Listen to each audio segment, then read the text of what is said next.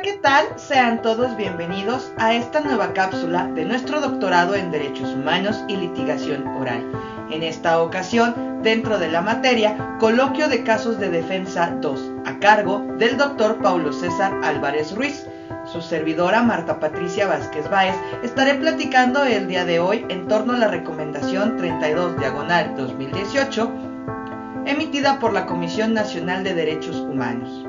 El objetivo general que nosotros nos planteamos para esta breve cápsula es el analizar la recomendación 32/2018 de la Comisión Nacional de Derechos Humanos a fin de poder establecer todo el proceso de investigación y liberación que se lleva a cabo para efectos de determinar responsabilidad del Estado en casos de violación a derechos humanos y por ende la correspondiente reparación del daño.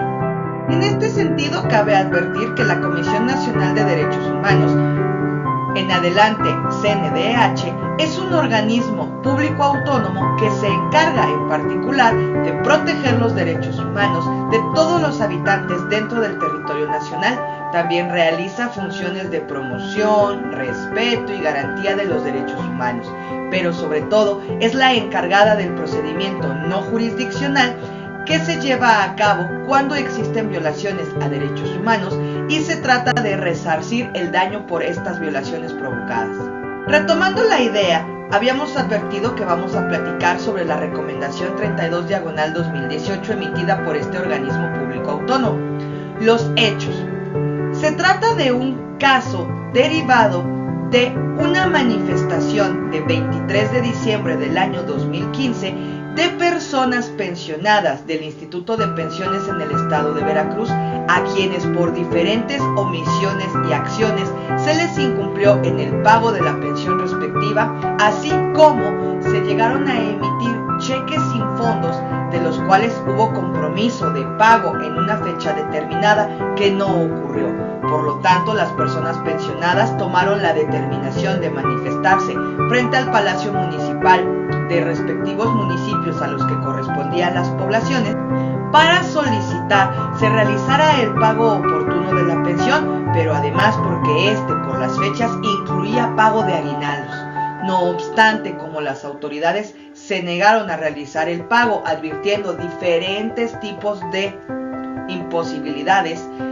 al manifestarse estos, la Secretaría de Gobernación, a través de la Secretaría de Seguridad Pública, ordenó el desalojo de las calles de estas personas que se manifestaron, pero además durante ese proceso incurrieron en innecesario uso de la fuerza, así como un desproporcionado uso de la misma.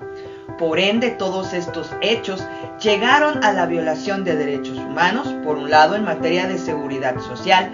por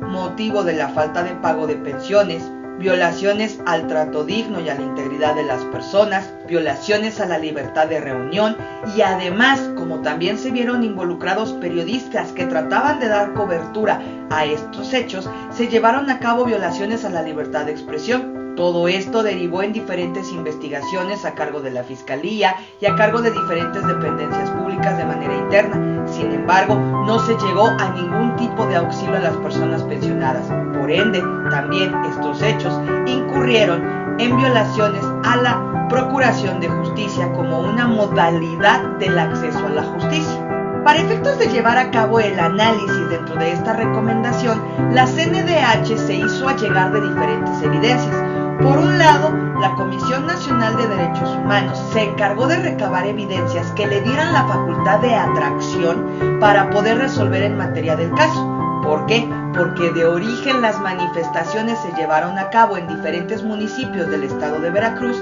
pero también diferentes personas presentaron quejas ante la Comisión Estatal de Derechos Humanos. Esta Comisión Nacional determinó a través de diferentes fuentes de información de carácter público que el caso ameritaba, por su trascendencia, ser atraído por ella para su resolución. Así, la Comisión Nacional de Derechos Humanos prioritariamente se encargó de recabar diferentes notas periodísticas en las que se hizo evidente el desalojo que sufrieron las personas en fecha 23 de diciembre de 2015, cuando se manifestaron a solicitar el pago oportuno de sus pensiones. Una vez que tuvieron fundamentada esta facultad de atracción, las evidencias que se encargaron de recabar se trataron precisamente de la investigación que se había iniciado, por un lado a través de la Comisión Estatal de Derechos Humanos y por el otro a través de la Fiscalía Especializada en Hechos Relacionados con Corrupción y Delitos Cometidos por Servidores Públicos, por el Instituto de Pensiones, por la Secretaría de Finanzas y por supuesto por la Secretaría de Gobernación, todos en el estado de Veracruz, de lo cual la Comisión Nacional de Derechos Humanos pudo tener por evidente que no solo hubo omisiones en el pago, sino que además en el proceso de investigación hubo múltiples negligencias, particularmente porque estas terminaron en un archivo y no hubo ningún tipo de medida disciplinaria para las personas involucradas, tanto en el desalojo indebido como en la falta de pago oportuno y emisión de cheques sin fondo. En un segundo momento tenemos las evidencias que recabó la Comisión Estatal de Derechos Humanos.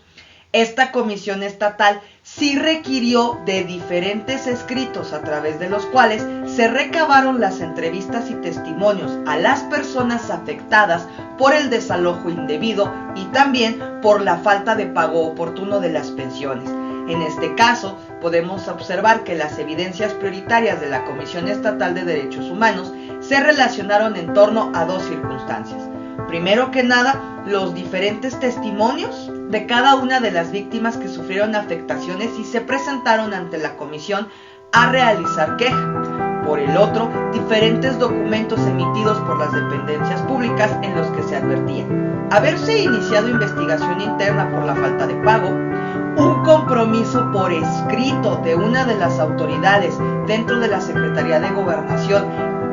en el cual establecía que el 22 de diciembre se iban a liberar los pagos y no ocurrió, diferentes documentos de haber iniciado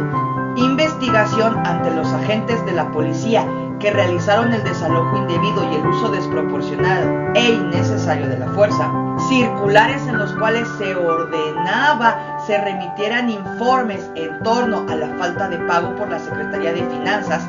dentro de todo lo cual la Comisión Estatal pudo advertir que hubo bastantes omisiones por Secretaría de Finanzas e Instituto de Pensiones para liberar los recursos, advirtiéndose así que se vulneraban derechos humanos de la seguridad social porque no se garantizó dentro de los presupuestos la debida eficacia y eficiencia para poder liberar en tiempo y forma a las personas de las cuales dependían estas pensiones para poder obtener el mínimo vital. En un tercer lugar aparecen las diferentes evidencias recabadas por la Secretaría de Gobernación del Estado. Algo muy importante aquí es que la Secretaría de Gobernación, como la Secretaría con mayor autoridad dentro de las demás del Estado, se encargó en un momento determinado de solicitar auxilio a Secretaría de Seguridad Pública para efectos de realizar el desalojo que se estaba llevando a cabo por motivo de las manifestaciones de estas personas pensionadas. Posteriormente, la Secretaría de Gobernación, tratando de realizar una interlocución con las personas pensionadas que realizaban el reclamo, realizó un compromiso por escrito en el cual se comprometió a que a fecha 22 de diciembre se realizaría el pago. Sin embargo, esto no ocurrió. Por lo tanto, al 23 de diciembre se vuelven a manifestar y es el momento en el cual se lleva el desalojo. Estas evidencias que recabó Secretaría de Gobernación se hicieron con posterioridad al evento de desalojo, con motivo de diferentes recomendaciones que hizo la Comisión Estatal de Derechos Humanos y además por motivo de los informes que tuvo que remitir dentro de las acciones que se estaban realizando. Sin embargo, algo que concluyeron las evidencias netamente documentales también de la Secretaría de Gobernación es que no hubo procedimientos disciplinarios iniciados porque no hubo personas que se manifestaran en torno a esto. Además, también la Secretaría de Gobernación advirtió que salvo el compromiso por escrito, pero que además no dependía de esta persona el poder liberar los pagos, no había ningún tipo de evidencia para efectos de dar continuidad a quejas e investigaciones internas. Dentro de las evidencias también podemos rescatar las que se recabaron por la Secretaría de Finanzas a través del Instituto de Pensiones. En este sentido, el Instituto de Pensiones advirtió diferentes oficios en los cuales estos habían solicitado el recurso a la Secretaría de Finanzas, pero esta no había realizado la transferencia debida. El Instituto de Pensiones además remitió diferentes documentos en cuales se pudo advertir cuál era el número total de personas afectadas en su pensión, cuántos cheques fueron liberados sin fondo, pero también, sobre todo, el Instituto de Pensiones recabó evidencias en torno a que la falta de pago no dependía de ellos, sino por el contrario de la Secretaría de Finanzas. De esta manera, las evidencias, concretamente de la Secretaría de Finanzas, se relacionaron de manera directa a los diferentes documentos en los cuales se hizo compromiso para realizar el pago oportuno de las pensiones. También se tomó en consideración dentro de las evidencias diferentes documentos en los cuales se habían remitido informes de haberse liberado recursos. Sin embargo, por alguna causa, estos recursos no pudieron ser ejercidos por el Instituto de Pensiones. Aparecen, por supuesto, las evidencias recabadas por Secretaría de Seguridad Pública. En este supuesto, la gran mayoría de evidencias, que también son documentales, tienen que ver con los protocolos y con los lineamientos operativos para los agentes policiales. Prácticamente dentro de todas las evidencias que se recabaron a través de la Secretaría de Seguridad Pública, pudimos dar cuenta no solo del uso excesivo e innecesario de la fuerza policial, sino que además la inexistencia de una causa justificada, porque gran parte de las evidencias se refieren a oficios en los cuales los diferentes agentes al mando de los subgrupos que participaron en el desalojo advierten que fue su jefe el que solicitó la intervención. El jefe al mando advierte que fue Secretaría de Gobernación la que solicita la intervención, tratando de lavarse las manos, y además, dentro de estas evidencias se recaban cuáles son los protocolos a los que están sujetos, cuáles son los lineamientos operativos, pero además oficios en los que supuestamente los agentes policiales se habían presentado a la manifestación sin ningún tipo de arma, cosa que se contradice con las notas periodísticas que recaba Comisión Nacional de Derechos Humanos, en donde se pueden advertir fotografías con uso de diferentes instrumentos de fuerza policial. En este sentido, también se recabaron diferentes circulares y oficios en los cuales se ordenaba investigación sobre de los agentes que participaron en el desalojo, así como el inicio de procedimientos internos con medidas disciplinarias por el uso excesivo de la fuerza e innecesario de este. Además, que esto implica una omisión en la aplicación de su protocolo policial y sobre todo los lineamientos sobre uso de la fuerza. Otro aspecto muy importante es que dentro de las evidencias que se recabaron pudimos advertir aquellas que derivan de la Contraloría y la Fiscalía General. En un primer momento, la información de Fiscalía advierte que se presentaron denuncias penales, se inició carpeta de investigación catalogada como carpeta de investigación 2, en la cual se recabaron testimonios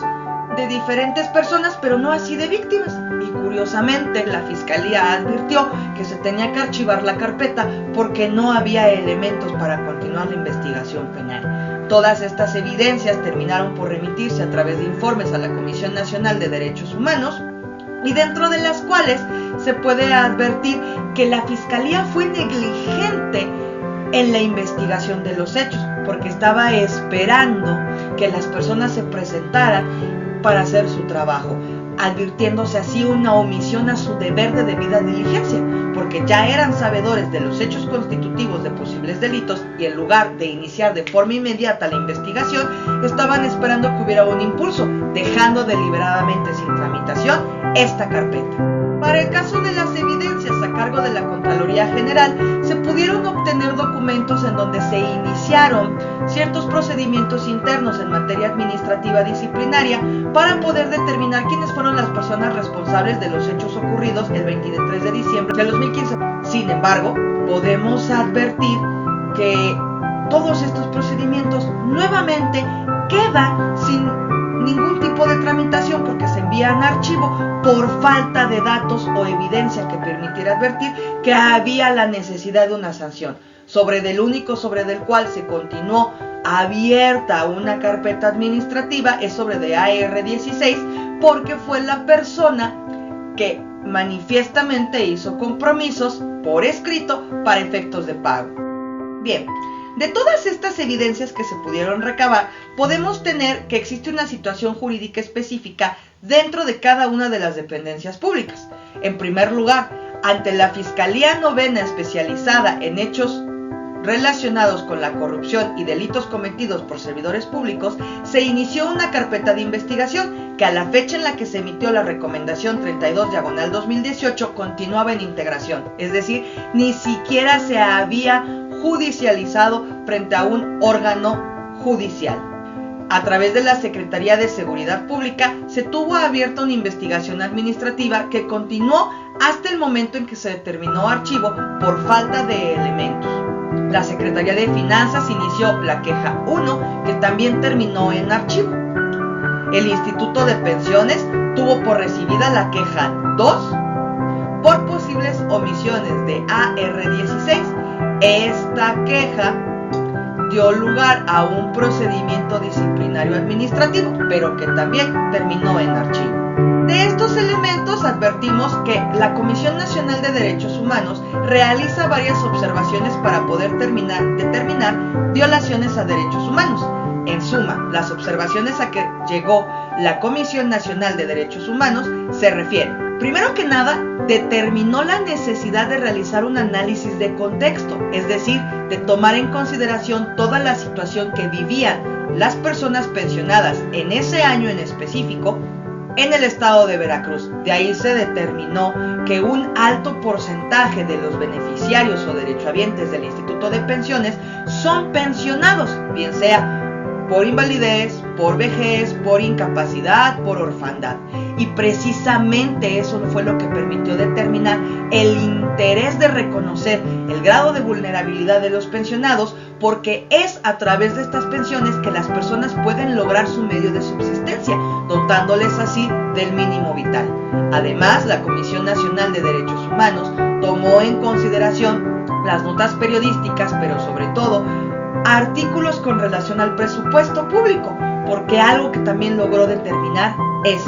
parte importante del problema de este caso radica en la falta de colaboración interinstitucional entre Secretaría de Gobernación, Secretaría de Finanzas, Secretaría de Hacienda y Crédito Público y por ende el Instituto de Pensiones, porque se logró advertir que no hay transparencia en el manejo de los recursos públicos para poder garantizar las pensiones de las que dependían los sujetos que fueron víctimas de violaciones a derechos humanos.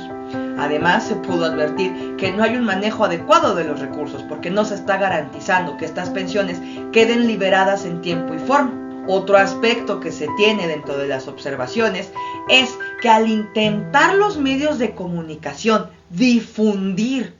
los hechos ocurridos, la Secretaría de Seguridad Pública hizo todo lo que pudo a través del uso innecesario de la fuerza y uso desproporcionado de esta para evitar que se difundieran los hechos y por lo tanto entonces también nos encontramos con otras violaciones. Así, en concreto, la Comisión Nacional determina: hay violaciones a los derechos de seguridad social a través de la falta de pago y liberación de cheques sin fondo de pensiones ya otorgadas. Se pone en riesgo la integridad personal y el trato digno con el uso innecesario de la fuerza. Hubo violaciones al derecho de reunión porque al tratar de desalojar a los pobladores que se manifestaban, trataban de diluir la organización que ellos ya estaban teniendo. Se tiene además una violación a derechos a la libertad de expresión y frente a todas las omisiones que realizaron tanto las dependencias como Fiscalía en la investigación de los hechos ocurridos, se tiene una violación al derecho de acceso a la información en su modalidad de procuración de justicia, porque no se dio la satisfacción a las víctimas de ver visualizada su reparación del daño. ¿En qué responsabilidades incurrieron las autoridades de este caso? Particularmente se advierte que el Instituto de Pensiones, Secretaría de Finanzas, Secretaría de Gobernación o de Gobierno y Fiscalía son las autoridades con mayor responsabilidad. Así, la recomendación emite responsabilidades, por un lado, para el gobernador constitucional de Veracruz, de no verificar que todas y cada una de sus secretarías estén remitiendo la información en tiempo y forma, además de que estas secretarías funcionen de manera regular. Responsabilidades del Instituto de Pensiones tiene que ver con la falta de pago, depósito, transferencia y liberación de cheques sin fondo, que además puede haber incurrido ahí en un delito. De la Secretaría de Finanzas se advierte una responsabilidad por la falta de liberación de los recursos de manera oportuna para que el Instituto de Pensiones pudiera contar con el recurso debido, además de manejo sin transparencia del recurso público. De la Fiscalía, la responsabilidad que se determina es que no realiza la investigación con debida diligencia, por el contrario, deja el trámite morir sin ningún tipo de actividad, faltando así los fiscales a su deber de investigación penal. De esto se advierte que como parte de la reparación del daño, se determinaron medidas de rehabilitación, medidas de no repetición o garantías de no repetición, medidas de indemnización. Particularmente aquí nosotros podemos encontrar que dentro de las medidas de rehabilitación se trató de garantizar en todo momento atención psicológica y médica para las víctimas, sobre todo las que fueron objeto de golpes y maltratos de carácter físico en el momento del desalojo, incluidos los periodistas. En las medidas de indemnización podemos advertir que se habla particularmente de que se tomen las medidas legales necesarias para resarcir el daño de manera integral, lo que quiere decir incluir la parte material y la parte moral, aunque aquí no se hace una determinación de cálculo en absoluto, simplemente se habla de tomar las medidas. Las garantías de no repetición tienen que ver particularmente con diferentes tipos de obligaciones que se impusieron a cada una de las autoridades, aunque todas comparten algo muy concreto. Todas tienen que capacitar a su personal en materia de derechos humanos y sobre todo sensibilizarlos en materia de derechos de la vejez o de personas mayores. Se advierte que el personal de la Secretaría de Finanzas, de la Secretaría de Seguridad Pública, Secretaría de Gobierno y de Fiscalía son omisas en la atención con perspectiva de derechos humanos porque no dan la atención debida. De esto se hacen diferentes recomendaciones. Por un lado, a cada una de las secretarías, en el plazo no mayor a 3 meses, se les ordena la reparación integral del daño. Pero además, podemos advertir que en el caso del gobernador constitucional de Veracruz, se le obliga a inscribir a las víctimas en el registro de víctimas. Se le obliga además, dentro de las recomendaciones, a colaborar en la investigación de carácter penal y ante sus diferentes contralorías respecto a los hechos ocurridos. También se le hace un hincapié en garantizar las medidas para que las transferencias que se realicen de Secretaría de Finanzas e Instituto de Pensiones cuenten con los recursos manejados de forma adecuada para que no vuelva a ocurrir que faltan pagos. Además, en el plazo no mayor a 6 meses, se advierte la capacitación del personal de sus 3 secretarías vinculadas. Para el caso de las demás dependencias, se habla en particular: 1. Reparar integralmente el daño. 2.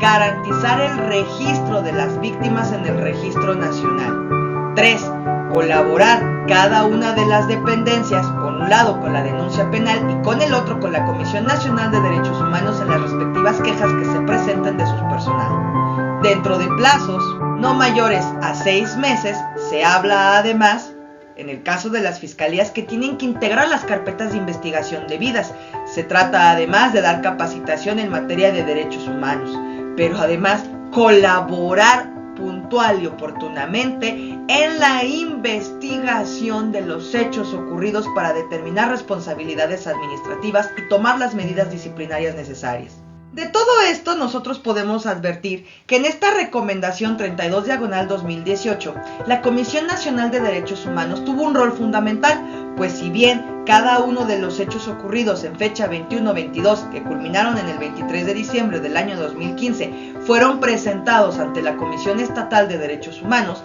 esta emitió una recomendación que no fue seguida por las autoridades. Por ende, esta facultad de atracción que ejerció la Comisión Nacional de Derechos Humanos pudo dar lugar a visibilizar violaciones a derechos humanos, de seguridad social, de acceso a la justicia, contra la integridad personal y trato digno, libertad de reunión, libertad de expresión. Pero además podemos apreciar que en este caso, aunque dentro de la legislación se reconocen diferentes obligaciones de las autoridades en en todos los ámbitos de su competencia, de respetar, promover, proteger y garantizar derechos humanos, mientras no exista una sensibilización de parte del personal sobre la comprensión, alcance y dimensiones de los derechos humanos, vamos a continuar frente a diferentes violaciones. Por eso es que la Comisión Nacional hace mucho hincapié en las medidas de no repetición orientadas hacia la educación, capacitación en materia de derechos humanos. Bien, con esto nosotros concluimos nuestra cápsula. Utilizamos como referencias 2 documentos en materia de derechos humanos y violaciones relacionadas a aspectos de seguridad social y por supuesto la recomendación 32/2018 emitida por la Comisión Nacional de Derechos Humanos. Dejamos nuestros datos para efectos de comunicación, localización en caso de cualquier duda o necesidad de profundización. Hasta la próxima.